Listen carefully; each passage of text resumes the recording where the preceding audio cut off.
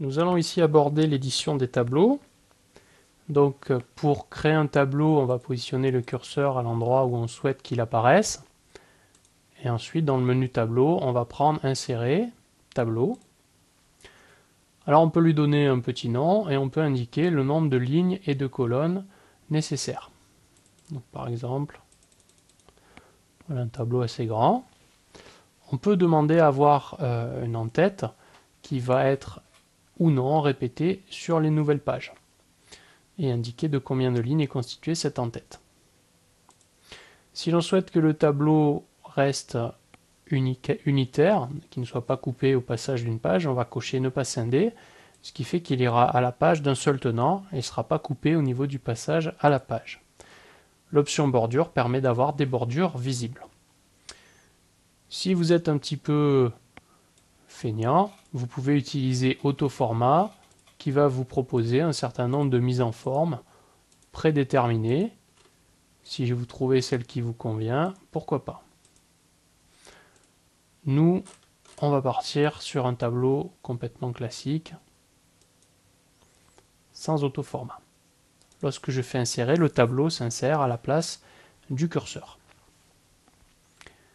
Alors, pour paramétrer un tableau, il y a plusieurs possibilités. On va commencer par regarder ce qui se passe avec le clic droit. Lorsqu'on a fait le clic droit, on a la possibilité, mais on y viendra tout à l'heure, d'ouvrir une boîte de dialogue. On a la possibilité de scinder le tableau, c'est-à-dire le découper en deux tableaux différents. On peut paramétrer ici le format des nombres à l'intérieur du tableau. C'est utile en traitement de texte, mais pas indispensable. Ici, dans Cellule, on peut travailler au niveau de la cellule. Scinder va permettre de couper la cellule en plusieurs parties. Si je vais cocher Scinder, je peux choisir de la scinder horizontalement ou verticalement et indiquer de combien de séparation je veux disposer. Alors je peux prendre par exemple vertical et 3 qui va me remplir cette cellule de 3 sous-parties. Si je ne veux plus scinder, je peux ce qu'on appelle fusionner. On va choisir un certain nombre de lignes. Par exemple ça. On va dans Cellule et on va choisir Fusionner. Il me crée donc une seule ligne. Toujours dans le clic droit, je peux indiquer ici à quelle hauteur de la cellule le texte va s'écrire. Alors on va écrire du texte. Et on va agrandir la hauteur de la cellule pour y voir un petit peu. Donc par défaut, le texte s'écrit en haut, mais je peux choisir au centre ou en bas.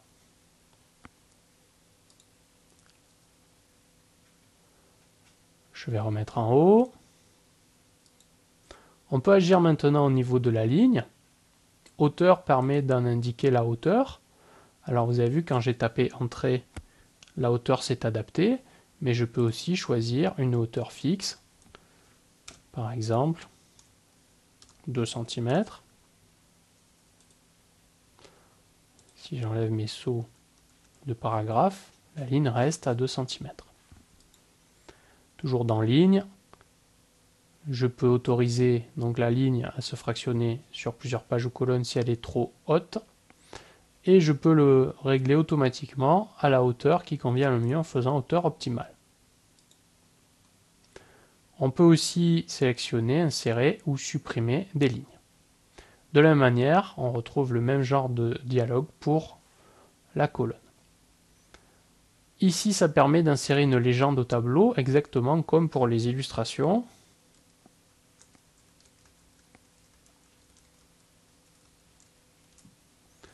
Voilà mon premier tableau.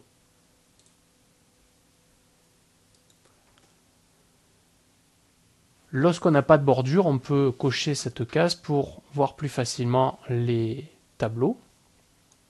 Et ici permet d'indiquer de manière plus visuelle les nombres, les résultats des calculs et les formules.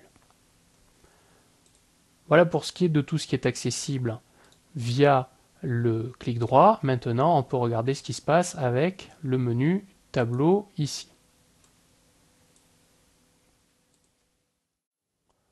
Dans la boîte de dialogue format de tableau, nous avons plusieurs onglets. L'onglet tableau tout d'abord Il permet de retrouver le nom qu'on a donné au tableau et il permet de modifier l'alignement du tableau.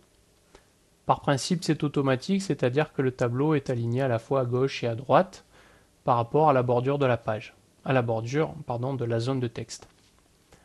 Si je choisis à gauche, je vais pouvoir indiquer une largeur, de même si je choisis à droite ou centré. Donc, par exemple, on va mettre à gauche 16 cm.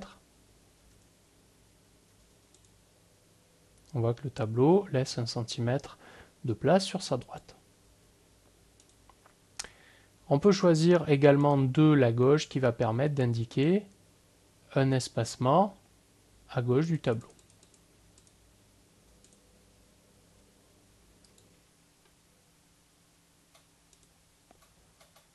Ou je peux mettre manuel qui va me permettre de régler à peu près toutes les cases, mais vous avez vu, certaines sont liées, c'est-à-dire que je ne peux pas imposer en même temps un espacement à gauche et à droite et en même temps une largeur. Revenons en automatique, c'est le plus simple. Ici, dessus-dessous, ça va permettre de laisser plus d'espace au tableau si on trouve qu'il y en a besoin. Alors je vais supprimer ce saut de paragraphe pour la suite. Je reviens dans le tableau. Enchaînement. Enchaînement permet d'insérer juste après ou juste avant le tableau, avant-après, permet d'insérer une page ou une colonne. Et si vous choisissez d'insérer une page, vous pouvez choisir le style de cette page, soit par défaut, soit n'importe quel autre style de page que vous avez déjà défini. Et on peut, si nécessaire, changer la numérotation des pages. Ici, le tableau pourra être fractionné sur plusieurs pages ou sur plusieurs colonnes, c'est-à-dire que s'il n'y a pas assez de place pour l'écrire, il va être coupé en deux tableaux, un qui sera en bas de la première page ou colonne, et l'autre qui sera en haut de la suivante.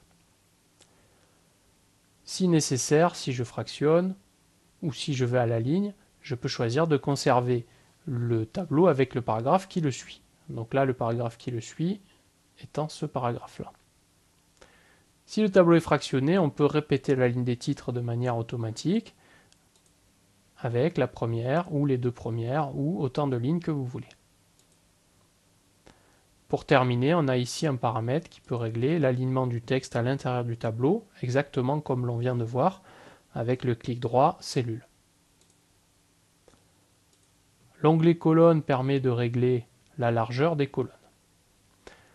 Alors, il faut toujours régler la largeur des colonnes d'abord et ensuite faire les petits ajustements ici. Parce que sinon ça ne se passe pas bien, on va voir une petite démonstration. Donc là je ne sais pas trop où était mon curseur, mais on va essayer de changer cette valeur.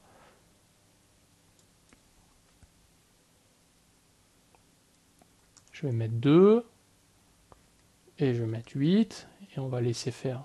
Oups. Et on va laisser faire la suite. Donc automatiquement il va réduire la colonne juste après pour que ça convienne.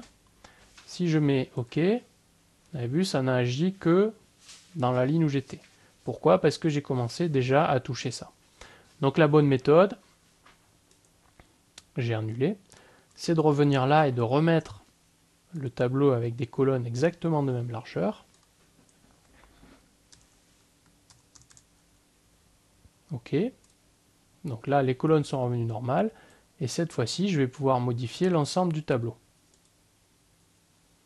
Donc par exemple, je peux mettre 6 ici et 2 ici.